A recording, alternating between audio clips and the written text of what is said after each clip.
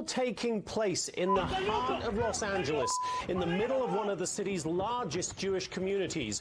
About 100 pro-Palestinian protesters descended on the area Sunday morning, and almost immediately violence broke out as those protesters tried to block the entrance to the Adass Torah synagogue. Riot police intervened to try to keep the two groups apart and clear the pro-Palestinian protesters from the Jewish neighborhood, but tensions remained high for several hours. I spoke to Rabbi Chaim Mentz of the nearby Chabad of Bel Air as the violence was playing out yesterday. He told me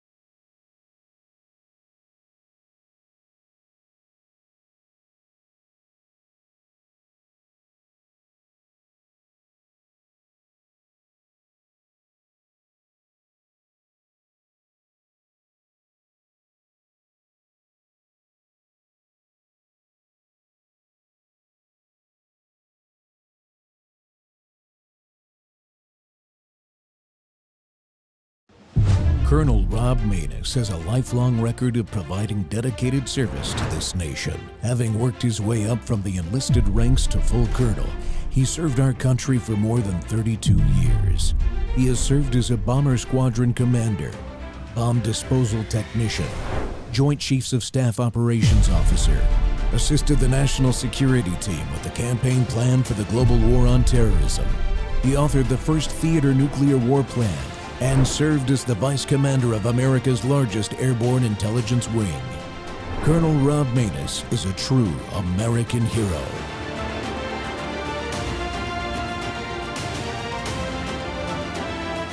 This is Rob Maness Live.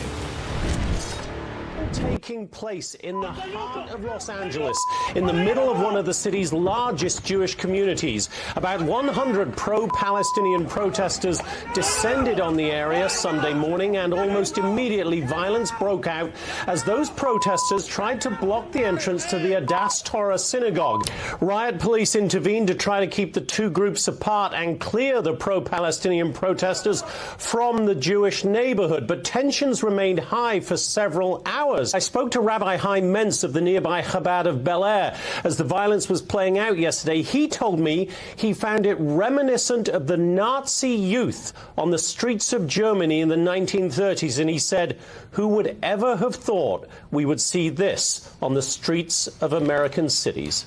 Mike?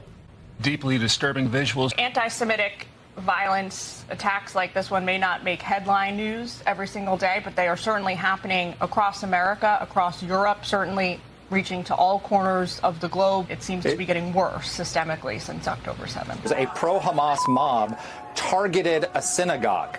They didn't protest in front of the Israeli embassy. We keep hearing, they're not anti-Jew, they're anti-Israel. They didn't choose the Israeli embassy or the Israeli consulate in Los Angeles. They chose a synagogue, and they surrounded. They didn't just protest. They shouted anti-Semitic chants. They beat Jewish protesters.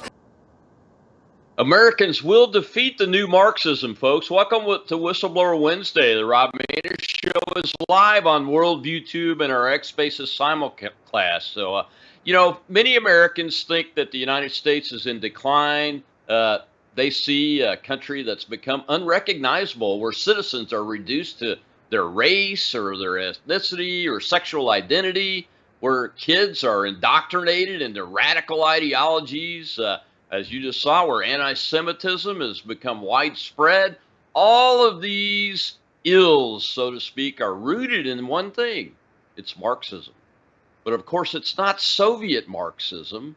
It's a Marxism that's shaped by European intellectuals, that adapted and refined by America's student radicals of the 1960s. But even then, it's been diffused throughout our culture as those radicals become professors, community organizers, leaders, and parents. The end goal of these next-gen Marxists is expropriation, redistribution, central planning, collectivism. They're working toward nothing less than the cultural transformation of the United States of America, and they have partially succeeded. But we will defeat it, my friends. My guest today is one of the authors of Next Gen Marxism, What It Is, and How to Combat It. Mike Gonzalez of the Manhattan Institute and the senior fellow, Chris Rufo, says the authors, quote, document the left's metamorphosis into a bastardized, racialized Marxism that is a threat to everything Americans hold dear. In this deeply insightful book, readers will understand the nature of the beast and how to fight it in their communities, close quote. Well, Mike is the Angeles T. Arredondo Senior Fellow on E Pluribus Unum at the Heritage Foundation in Washington, D.C. He spent close to 20 years as a journalist, and 15 of them writing from Europe, Asia, and Latin America. Mike, welcome to the Rob Maness Show. Colonel Maness, it's a real honor to be on here with you discussing my book. Thank you very much for having me.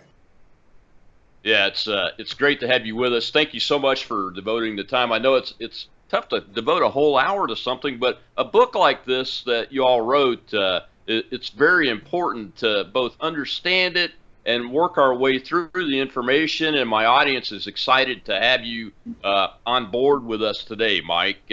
I guess my first question is, I showed that clip on purpose because even I call those protesters pro-Hamas Nazis, because I see the Hamas people as Nazis, and these protesters are Nazis. But really, and you talk about this in your book, they're Marxists, aren't they?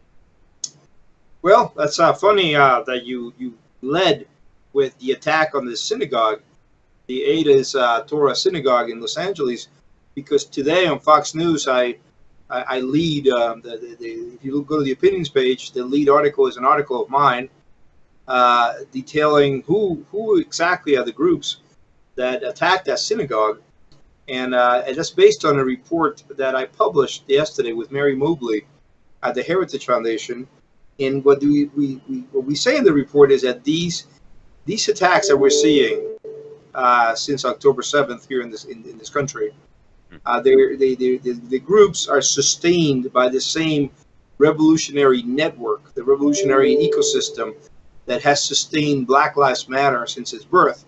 As you well know, Black Lives Matter was founded by a group of women who are Marxists, who say they're Marxists. It's not me calling them Marxists. They call themselves Marxists. They were trained as Marxists. They want to dismantle American society.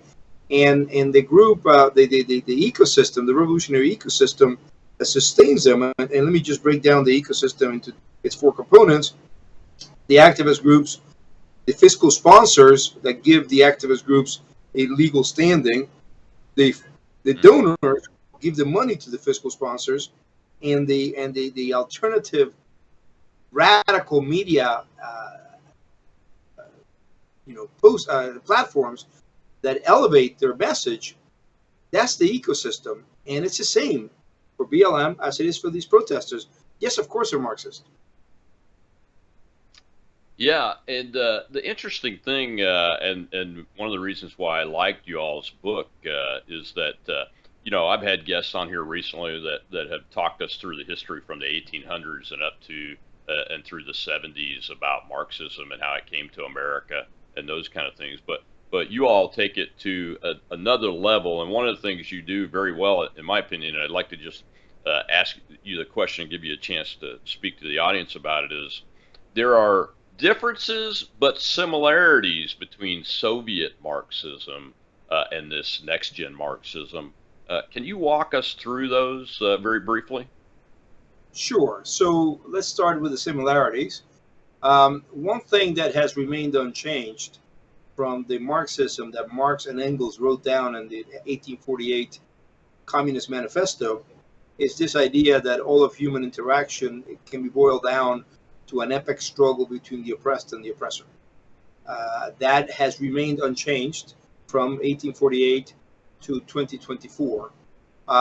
That's over 170 years of communism. Mm-hmm. That, for example, let me just give you a real life example and impact of that. That allows the students who are demonstrating in the streets to justify the heinous acts of the Palestinian terrorists, the gang rapes and so forth, because they have cast the Palestinians in the role of the oppressed and the Israelis in the role of the oppressor. So pretty much that gives the Palestinian terrorists a get out of jail free card. They can do anything they want because they're oppressed, and this is what the colonization looks like. That is unchanged. Another thing that is unchanged is the hatred of capitalism. The idea, and capitalism, what does that mean? It's just I own this phone, Colonel. You want to buy this phone. You want to agree on a price that makes us both walk away happy. And that is, it's my property. I transfer it to you in exchange for money or whatever, for services. That's capitalism. That's all there is. It's freedom, in other words. They hate that. Because they want power. They want to have the power to say, no, that phone is not yours. That phone belongs to the state. You cannot do with it as you wish. And I've seen that happen, and that is what they want. That remains unchanged. Karl Marx wanted to get rid of private property. The BLM women want to get rid of private property, capitalism. Now, what has changed? The emphasis on economic on economic matters. To Marx, that was everything. In fact, the class we belonged to depended on our relationship to the means of production. If we owned the means of production, we were bourgeois. If we worked with the means of production, we were proletarians. And the proletariat was going to be constantly rising and overthrowing the capital owner and raping his wife, killing the proletariat, killing his children, and installing communism. That has gone away because that didn't happen. That didn't work very well. It happened in a few areas of the world, but it never happened in industrialized democracies. It didn't happen in Western Europe. It didn't happen in the U.S. and it didn't happen in Canada.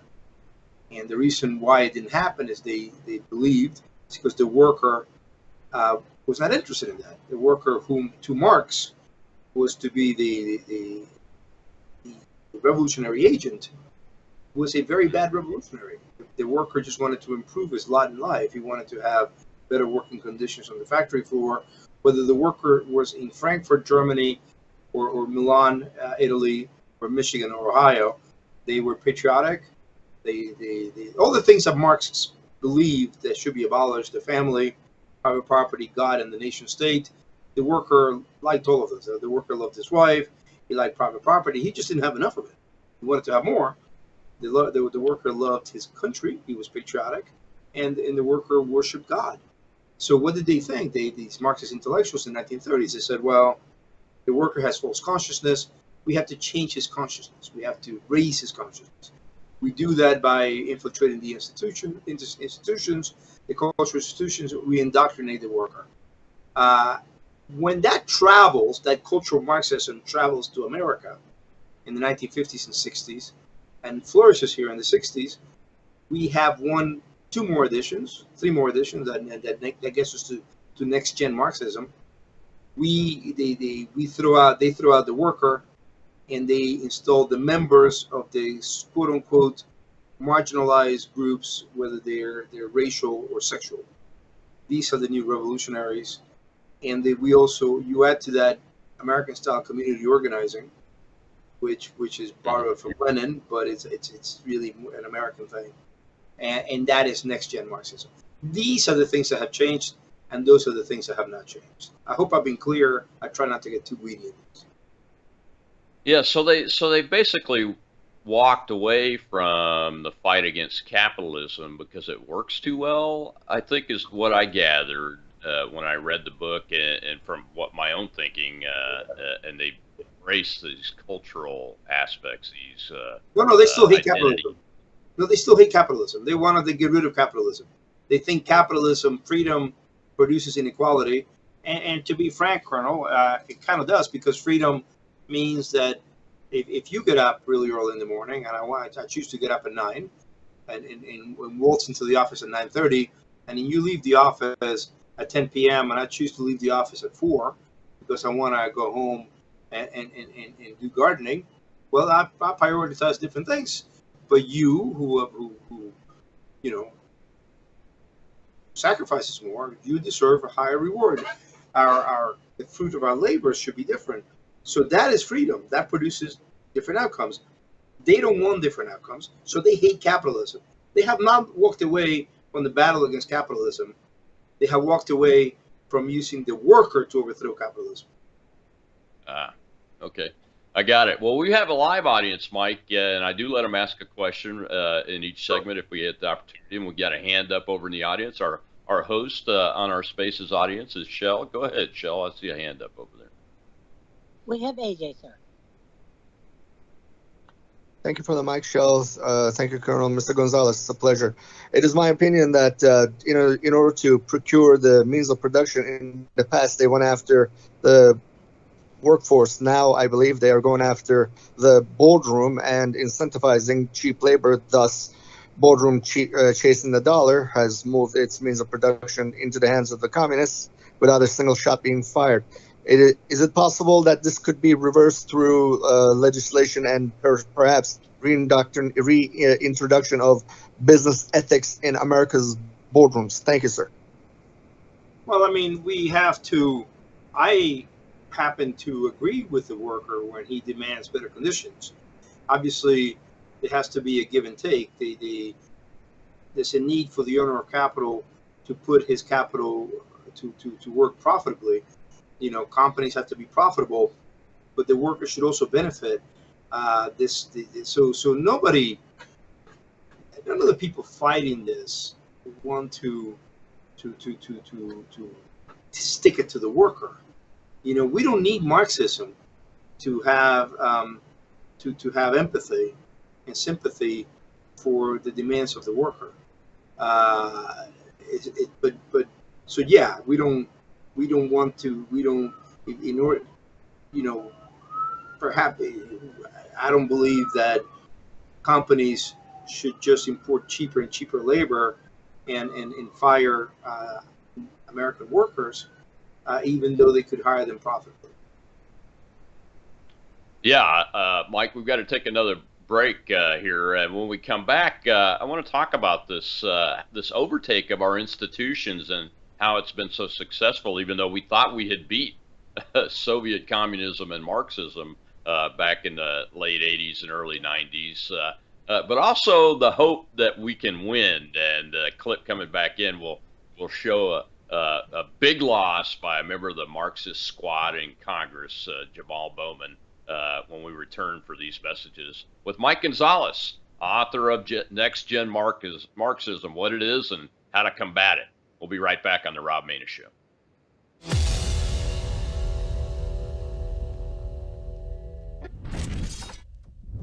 Experts say that Russian hackers found a way to hack our utilities, and the hackers may still be in there waiting to strike. Go after their power, go after their water, and you can bring a nation to its knees. They're identifying targets, they're positioning malware so they could pull the trigger when they wanted to. Experts see the intrusion as a possible precursor to an unprecedented Russian cyber attack that could, in the event of war, devastate the U.S. We know that China has been hacking everything they can and stealing our intellectual property. They want to take down America's economy. They want to take down our morale. They understand that if they can destroy our economy, they can destroy our future. We're at war.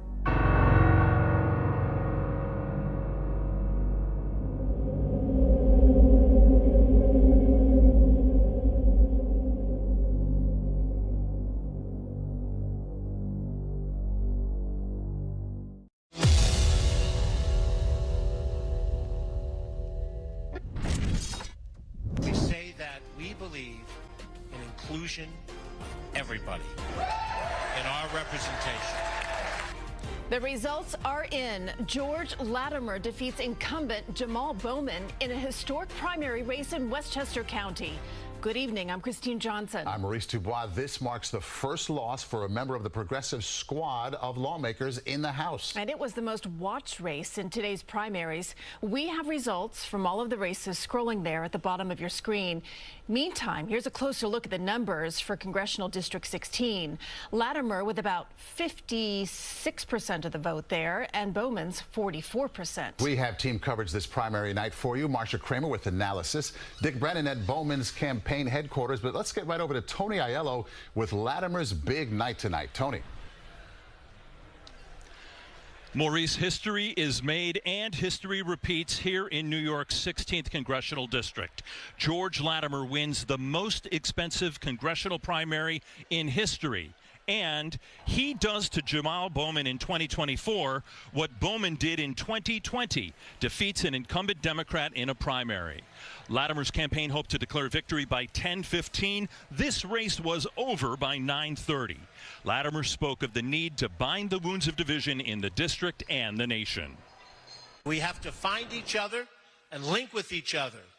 We have to look at the arguments of the far right and the far left and say, you cannot destroy this country with your rhetoric and your arguments.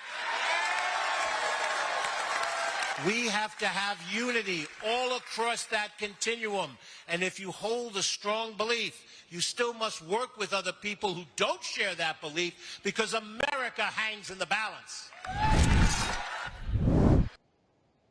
Welcome back to the Rob Maness Show, and we're live here on World YouTube and our X Spaces simulcast audience, and it's Whistleblower Wednesday, and we've got one of the authors of the book about Next Gen Marxism, Heritage Foundation Senior Fellow Mike Gonzalez is with us today. And Mike, I wanted to show that clip there because, you know, I'm a person that believes that the future of America still exists and that we will eventually overcome these folks that your book entitles Next Gen Marxist. And I think that's a good way to put it. I'm going to start using that characterization of these guys. And nobody better represents that, I think, than AOC and Bernie Sanders, two of the leading Marxists in the Congress, quite honestly, in my opinion. And they were both out campaigning for Mr. Bowman, who is also part of that Marxist core squad in the House of Representatives. So that's good news, in my opinion. And I like what Mr. Latimer said. Let's see how he votes, though. Is that he sounded more like an old-time Democrat that cares about the country, that doesn't want to destroy the function and the culture of the American society. But again, we got to see how he votes. But they have gone through and almost completely infiltrated all of America's institutions, from the local level to the highest in the federal level, Mike. And you guys talk about this in your book. How is that possible when in 1989, the Berlin Wall falls, the Soviet Union spends its time disintegrating, and America and the West think, man, we've got this communism and Marxism dead in the casket, but here we are. How did that happen? Be glib, Colonel Maness, and say that I'm going to miss Representative Jamal Bowman. He was a source of merriment in some ways, but actually, I think all of us who are responsible Americans should celebrate when a member of the squad loses, because you're absolutely right. He was endorsed by the Socialist, the Democratic Socialists of America, which is a kind of a next-gen Marxist group. You asked the question, how did it happen, starting in the 80s? And that actually is a very good question. And in our book, Next Gen Marxism, Katie and I found this great article written in 1989 in the New York Times, of all places, by Felicity Barringer, who had been the Moscow bureau chief. I believe she's still alive. And she knew how to recognize a communist. And she writes this article in 1989, October 1989, saying, oh my God, you know, communism, Marxism is being defeated behind the Iron Curtain in Eastern Europe and the Soviet Union, but it is flourishing here. It has taken over the academy, and Marxists are really entrenching themselves. And she has several insights, one of the most important of which is, she says, and oddly enough, it's not in the faculties of economics that these Marxists are taking over. This is, we discussed this before, Colonel, in which the economic supremacy, the economic importance was put aside. And she says it's in the faculties of where the culture is created, it's in the humanities, it's in the law faculty that Marxists have taken over. And that is exactly what was happening.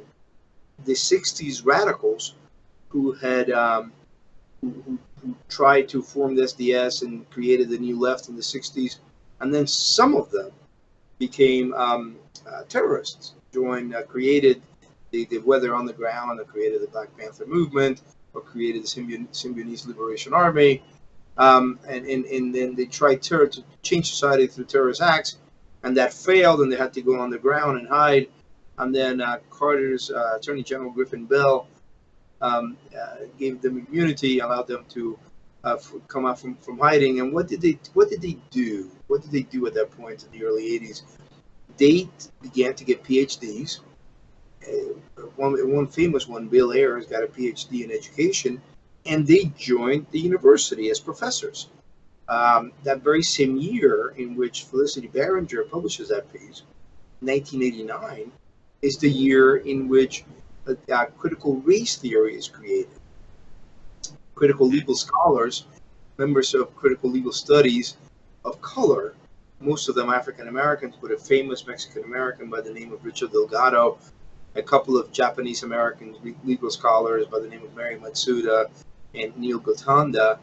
They create in 1989 at a conference in Madison, at a convent of all places.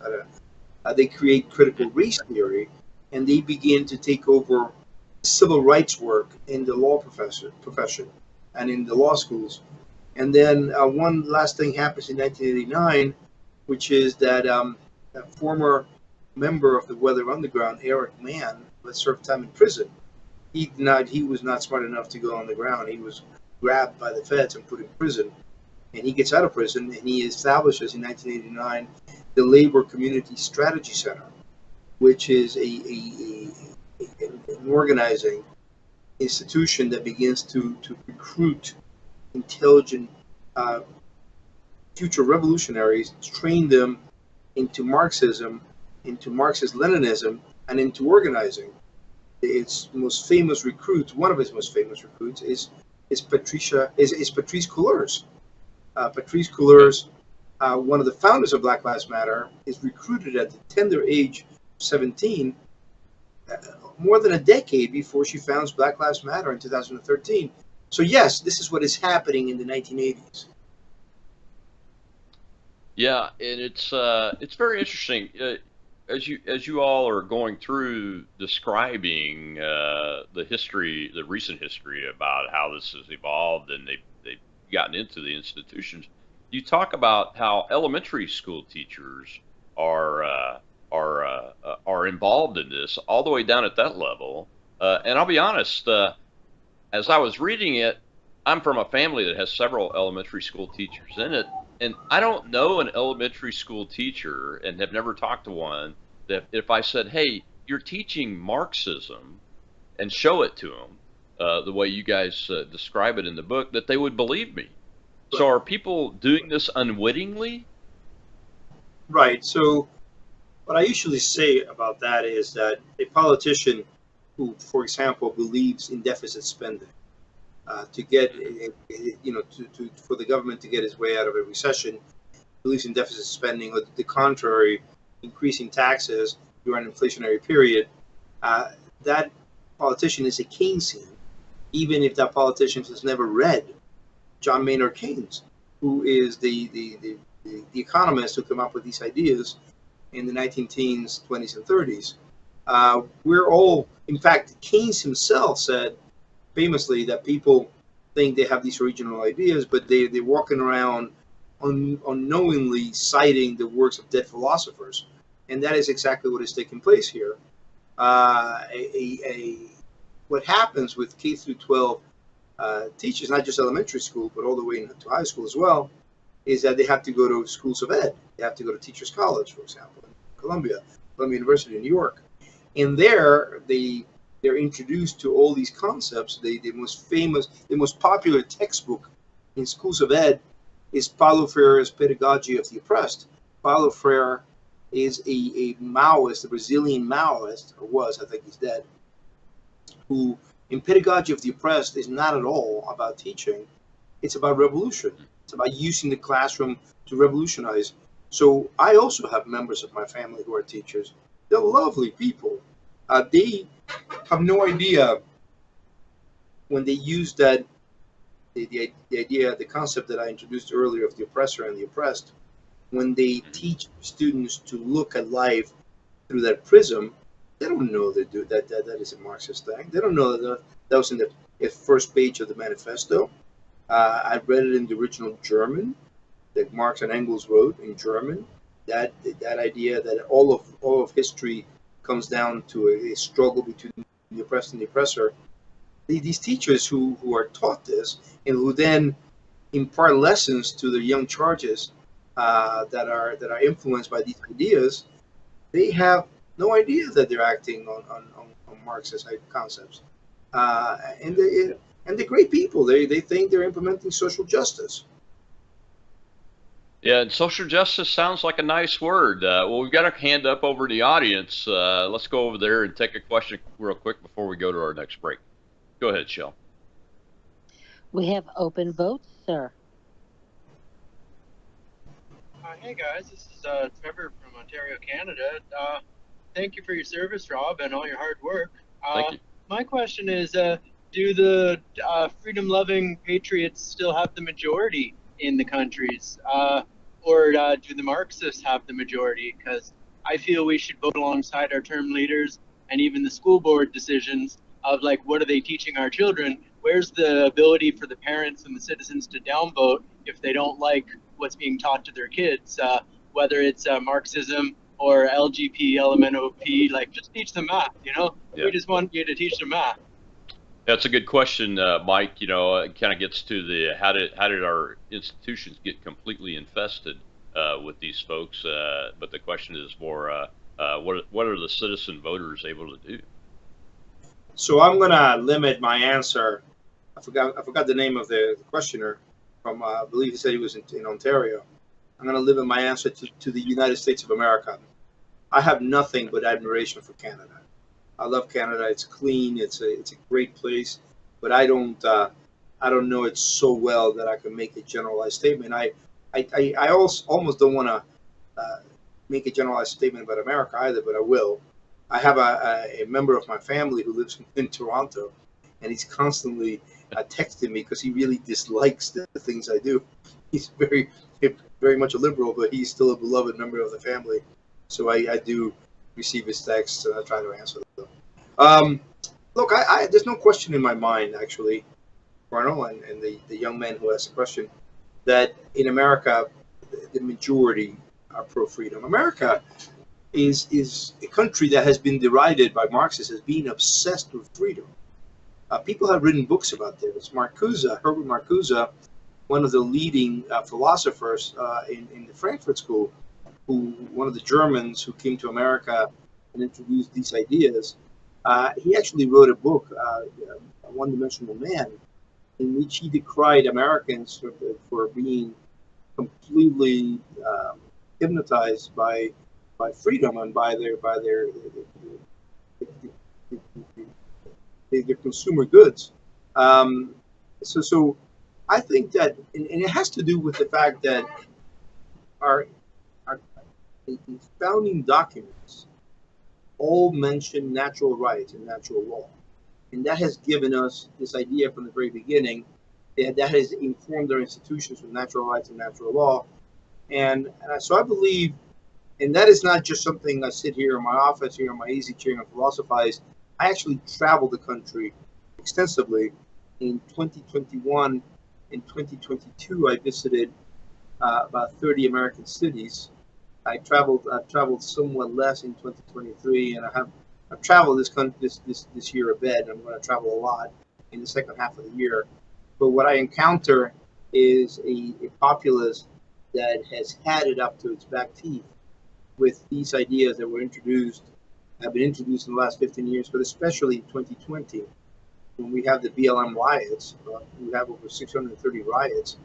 And the gatekeepers of our cultural institutions surrender and accept fallacies, unexplored fallacies, such as the fact that we're supposedly systemically racist, that we live on the oppressive order, none of which is true. It's just laughable ideas. But the gatekeepers of our constitutional institutions accept these fallacies, and the American people, and they putting into place changes that are far ranging. You know, our museums change, our libraries change. All of a sudden, children being introduced to smut at a very young age in the libraries and the classrooms, and the American family fights back and says, no, you can't do that. And so they elect leaders like Ron DeSantis, the governor of Texas, that enact legislation to fight this. So I'm very optimistic. Yeah, I am too. We outnumber them. We just got to continue to do what we're doing, but also get more and more organized. We got to take another break, Mike. When we come back, I want to dive into a little bit more about the vast ecosystem that supports these folks and how people, average citizens like us, can identify that and push back against it, or come up with methodologies to remove the ability of that ecosystem to infest our institutions continuously, so that we can get back to a country that has a government that also loves freedom as much as its people do. We'll be right back with Mike Gonzalez on the Rob Maness Show live here at Worldview Tube.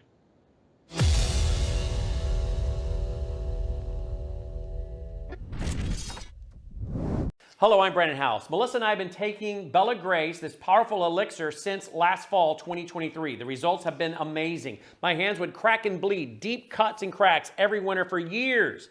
No matter what we did, we couldn't get them to stop cracking and bleeding. This year, I took Bella Grace, no cracking, no bleeding. My acid reflux, gone. Haven't had to take a Pepsid. My hair growth, the last 2 times I had my hair cut, the lady had to use thinning shears on my hair. That's amazing. We've also received incredible feedback from you, our listening audience, and the impact it's had for you.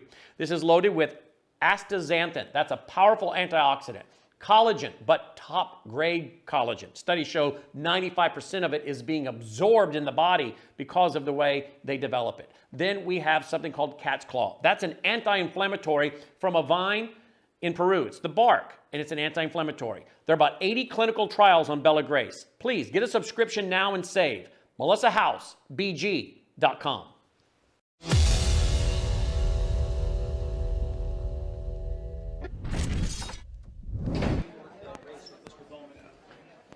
I think the concern there in the Bowman race is not just a race between 2 candidates with very different points of view.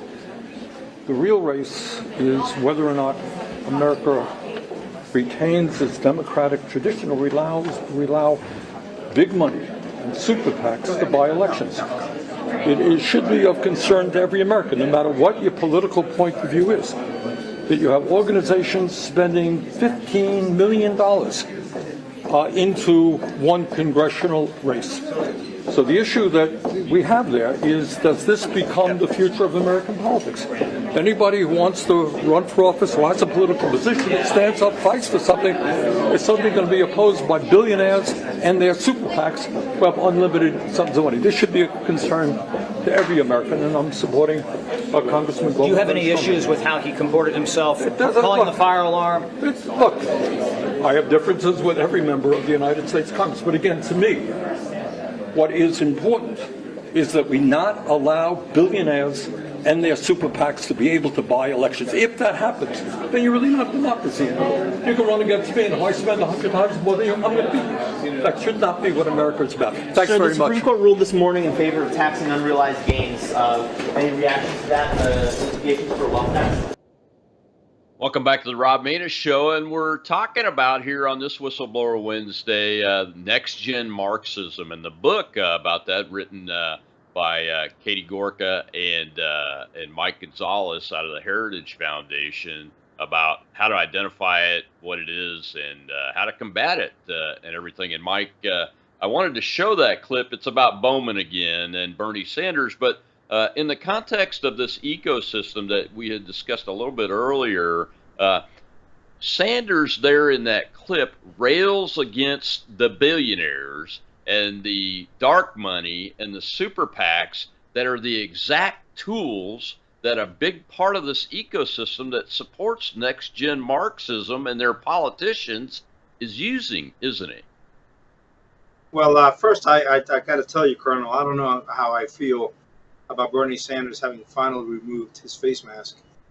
I saw him at the dry cleaning store about 6 months ago, and he was still wearing one, and I thought that was just as well. But I see that now he's finally been released from the pandemic has ended for Bernie 4 years later. Until the next one. Yeah. So, look, I think you bring up a very good point. I think that Bernie Sanders wants to just see his friends in the media be able to impact elections, and not just regular Americans who are able to use their money to support speech that they like. He dislikes that very much. He wants the media to have a monopoly over what politicians think or say. That's what I think. But you're quite right about the level of money. As I said to you, this is not in my book with Katie Gorka, but this is in the report that I published yesterday with Mary Mobley here at the Heritage Foundation on the revolutionary ecosystem that supports the anti-Israel, pro-Hamas protesters and it's the same ecosystem that supported Black Lives Matter, and is a quite anti-West, anti-capitalist, anti-democracy ecosystem. And if you look at the funders, one of the four components, right? The funders, who are they? They're the Rockefeller Brothers Fund, George Soros' Open Society Foundation, the Tides Foundation. These are people with very deep pockets. Soros himself is a multi-billionaire. Is a man who lives in Shanghai by the name, who has very good connections, apparently it's reported in the press, with the Chinese Communist Party. He also bankrolls many of these groups. His name is Neville Roy Singham, and he is mentioned in my report. He's mentioned in many reports on this. He has, I don't know that he's a billionaire, but he is a multi-millionaire. He sold the company for $786 million in 2017, so that's close to $1 billion. And he bankrolls a lot of the two groups, Code Pink and the Palestinian Youth Movement, are close. That these two groups that were the ones who coordinated the pogrom in Los Angeles on Sunday. That's what it was. It was pogrom. It was an attack on a synagogue while people were worshiping. One of the groups is Code Pink, and he happens to be married to one of the co-founders of Code Pink. That's how close he is to Code Pink. He's a multimillionaire, and he bankrolls a lot of these groups. So yeah, these are high network individuals. Now, Colonel, if you ask me, and this is a question I get asked, so I want to preempt it, why would people like Warren Buffett and his family and George Soros, who have benefited so greatly from capitalism, why do they want to plunk their money into groups that want to dismantle capitalism? You have completely disarmed me. Probably not the first time you've disarmed somebody since you've seen action. I have no idea. I don't have a degree in psychology. I don't know why they do these things. It's interesting because for those of us that fought in the Cold War, men like you and women like Katie Gorka that have studied this tremendously and the history of it, the first people that the communists usually kill when they take over are those that supported them. Right. So it's an interesting question that I really wasn't going to ask you, but now that you brought it up, why would Warren Buffett, anybody like that has so greatly benefited from not just capitalism but freedom, and still benefits from freedom? Thousands of people trek to his meetings that he has to hear him pontificate on finance, still to this day. So he's benefiting as we speak. But I guarantee you, if this country was ever the government was ever taken over by communists or Marxists, he would be at the top of the list of people to eliminate, because that's the way their system works. You take power, and then to keep power, you eliminate those that help you get there. Even the Nazi socialists, and I still believe they're socialists too, did the same exact thing. Lenin did that. It's history. Mao did it. Pol Pot did it. Every single one of them have done it. So it puzzles me too. I don't have an answer to the question, but especially in this country where, all those other countries, there weren't that many wealthy people, and the ones that were wealthy were probably inherited it or part of the royal families and those kind of things. These people here in America have created their wealth themselves due to the freedoms that we have in the Constitution that were underpinned by the Declaration of Independence. Well, Mike, we've got to take one more break here, but when we come back, I want to dive into this sexualization issue. After all, this is Pride Month, and the Pride supremacists, as I have come to label them now, I want to get y'all's take on it, because you talk about this in the book and how this is critically important that we challenge this concept of sexualizing children under the next-gen Marxist strategy. We'll be right back on the Rob Maness Show here at Whistleblower Wednesday on Worldview Tube.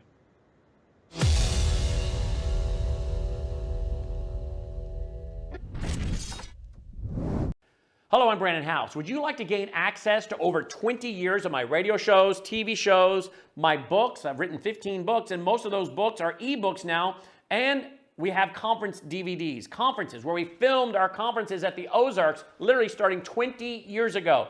It's all available in our archived vault. All you have to do is go to worldviewtube.com/vault, worldviewtube.com/vault, and for a reasonable monthly fee, you gain access to over 20 years of Christian worldview programming, news, information, books, documentaries, and a powerful search engine. And folks, it's a great way not only to educate yourself, equip yourself, but it's a big way that you can help fund our continuation as a broadcast network. Please check it out.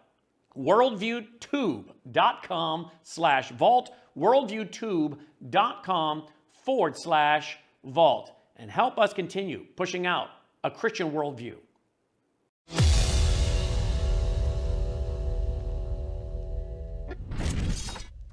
Ladies and gentlemen, I mean boys and girls.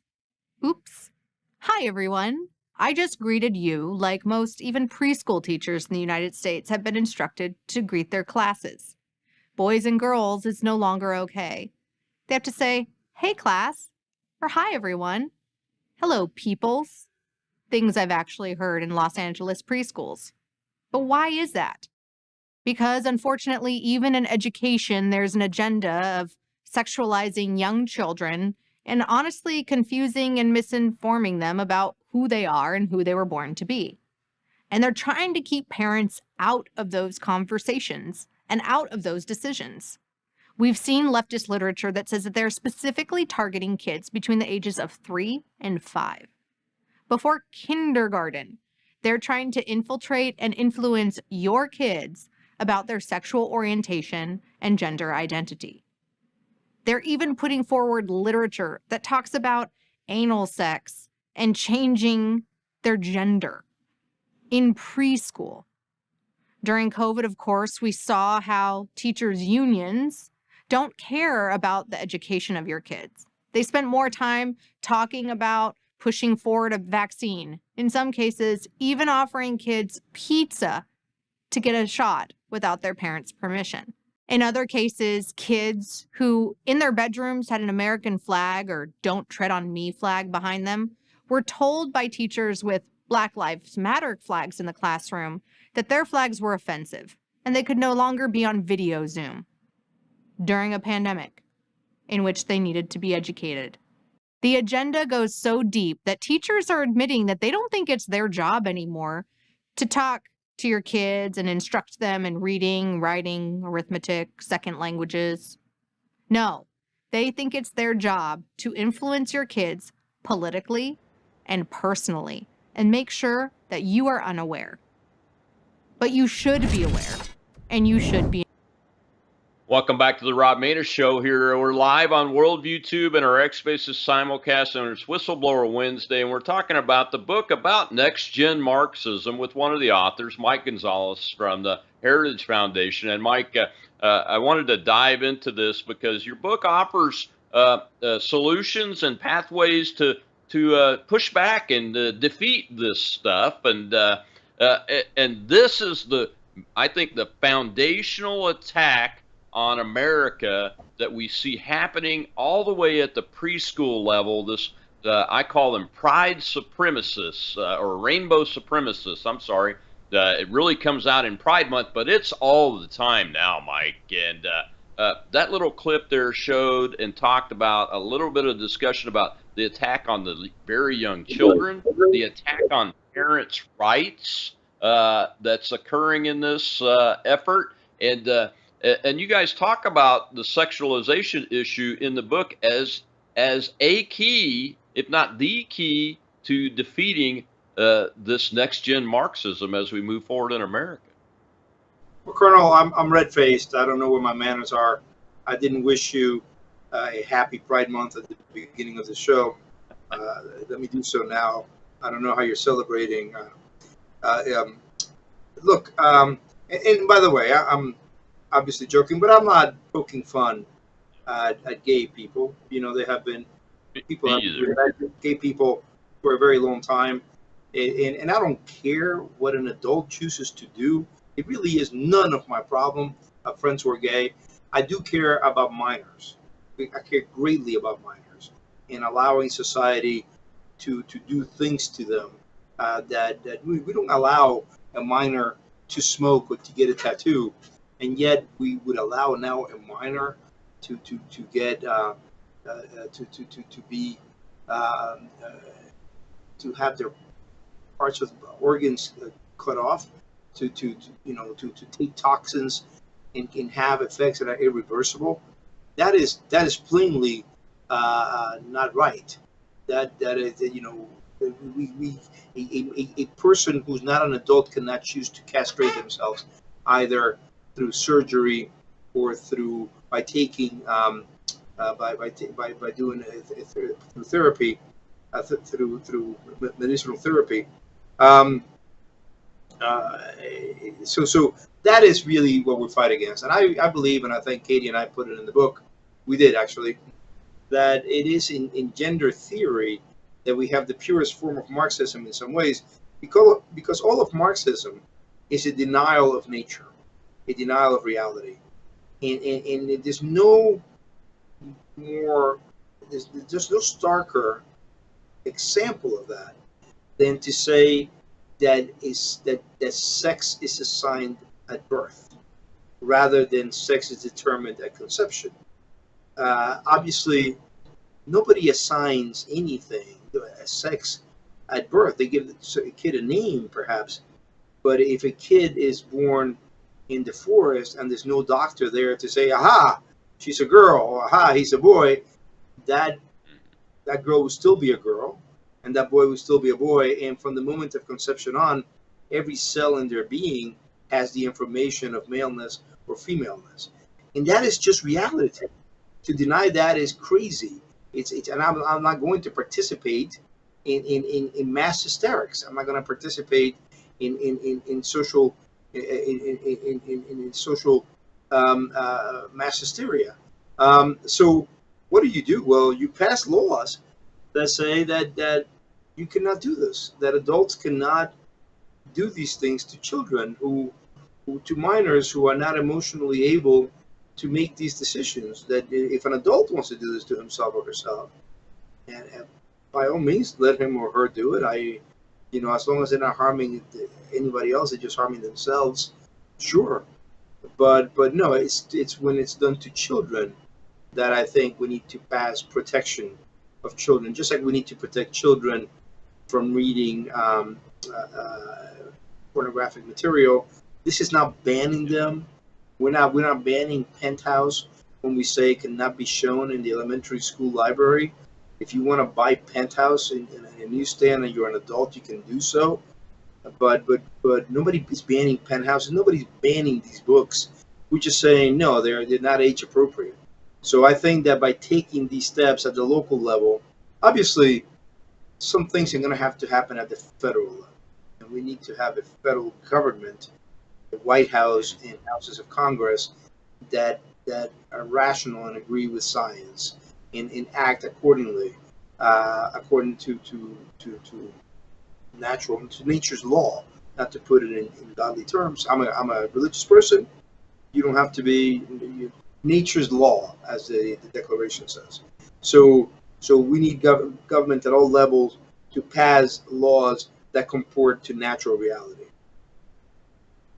So as we have, you just talked about it, and I agree with you.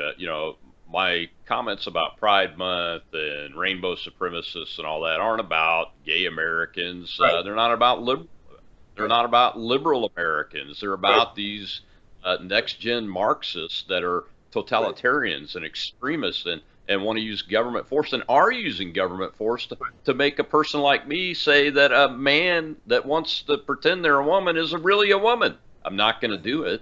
I'm going to push back on that. That's what my approach is here. But one of the things I wanted to ask you, because you guys talk about it in the book, is coalitions with regular American liberals that still love the country and the idea of the country, that don't want to destroy our culture and replace it with something out of Marxism and destroy our families, and gay Americans. Shouldn't we coalesce together And isn't that a good way to fight against this Marxism and prevent it from getting any further and even turn it back? And is it possible? We're seeing many liberals who are with us on these ideas. For example, Bill Maher, the television host, he's a liberal. He doesn't agree with me on many social issues, but yet he agrees that DEI and critical race theory and all these Marxian ideas are crazy, and not only crazy but bad for society. Bill Ackman, the billionaire, who's a donor, he's a liberal. He agrees. Well, he doesn't agree with me on social issues, yet he agrees with us on these matters. Barry Weiss, the journalist, the same thing. You know, somebody who does agree with us on many issues and who's a great patriotic gay American is Richard Grinnell, who was Trump's ambassador to Germany, who will likely play a key role in the next Trump administration. So yes, there is a coalition of the rational that is coming together that is non-ideological. We saw this is an echo of the coalition we saw fight the Soviet Union and the communism of the 50s and 60s.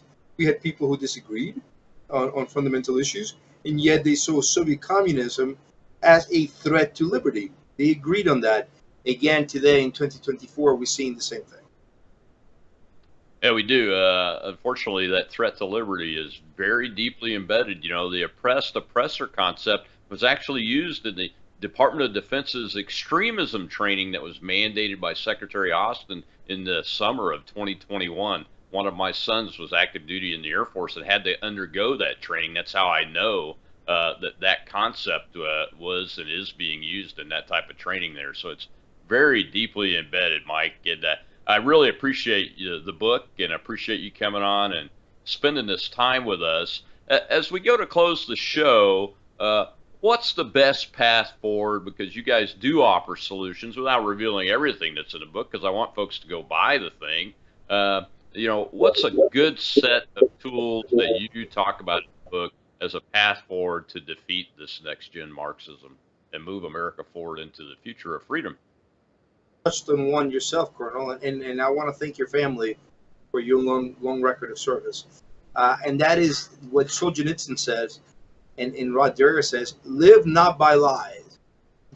Don't let anybody force you to say that a 300-pound 6'4" guy who puts on lipstick, you have to call him a she. If you want to call him a she, you're a free American, do anything you want. But if you want to live by truth, don't let anybody force you into that. That is coercion, and we must fight coercion in our regular individual lives. We must attend school board meetings. Pay attention to the school board. Pay attention to go to your county board meetings. Vote any way you want. I'm not telling you how to vote, but become active. Go to meetings. Become aware of what's happening in your community and vote accordingly. And if you want to vote liberal, vote liberal. I'm not telling you how to vote. I'm just saying become aware and speak up. Speak up, whether you want to speak up for a leftist cause or speak up for a conservative cause. Speak up. Don't become rude about it, but do raise your hand and say what you need to say. We have to be a polite society. We all have to get along. Don't shout. Just say what you think, because you're a free American and you're still a free American. And do buy the book. The book, Katie and I call it the Manifesto of the Counter-Revolution. This is a counter-revolution that we're engaged in. This is the manifesto of the counter-revolution. Get it on Amazon. You get it in 2 days. Oh, absolutely, sir. And what's your social media handle on X so people can find you? It's Gonzalez in Latin. Gundisalvus. Gundisalvus. And I have a good following. I'm very active on social media. Gundisalvus. Gundisalvus. In Twitter. I'm also on Instagram because my children forced me to be on Instagram and all that, but I don't really do a lot on it. I'm mostly a Twitter X guy. I'm in a lot of places, but I'm mostly a Twitter X guy too. Well, thank you so much, Mr. Gonzalez. We appreciate your work, Katie's work, and your continued work on saving America and America's culture, which is the key to America and freedom. Freedom is what it's all about. Marxism as opposed to that. We can and will defeat it. Tomorrow is Truth Thursday on the Rob Maness Show, and we'll have a January 6th political prisoner that was just released from prison not too long ago, Lieutenant Colonel, Air Force retired, Larry Brock, and I look forward to talking about him and helping get his story out. I'm Rob Maness on Worldview Tube and X Spaces Simulcast. We'll see you then.